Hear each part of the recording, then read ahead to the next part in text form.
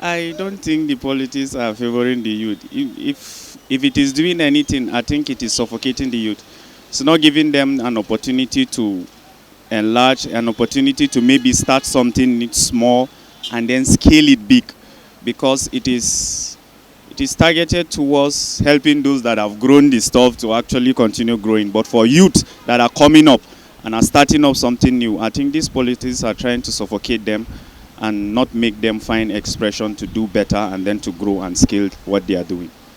I don't think the policy is in any way going to help the youth. Not at all. Not at all. I think the government needs to do more better with their policies. They should bring up policies that will help and bring the youth. That's why you see all this agitation and the protests and all that.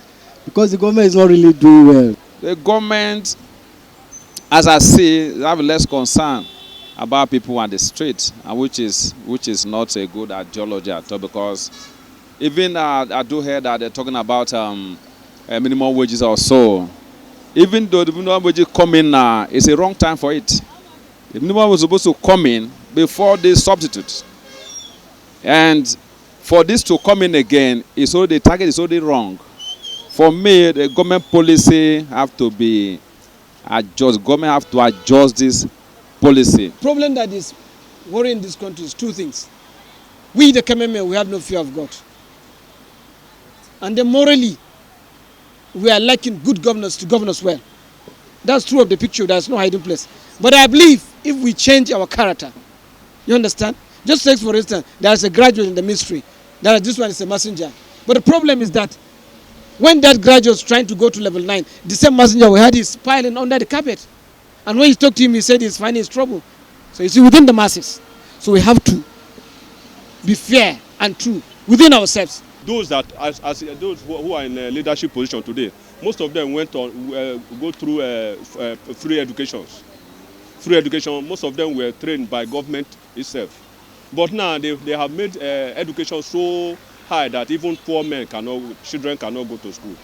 I don't understand. But they benefited from free education, government sponsoring them, but there's no policy of that nature this time around.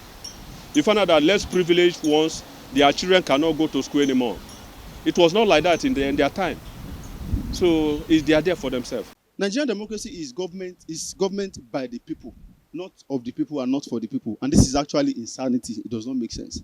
The government, anything, any reform, any constitutional reform that is going to be happening in the National Assembly should be correlated with what is going on in the country. Anything you want to amend in the constitution should align with what we are going through in the country. And that is why it's going to be relevant. People are dying, people are crying, people are clamoring, people are hungry. What do you want them to do? You see, the problem of this country is actually three. If we can solve these three problems, they are the problems of the country and they are the solution to the problem. Number one, the constitution. Number two, democracy. And number three, the people.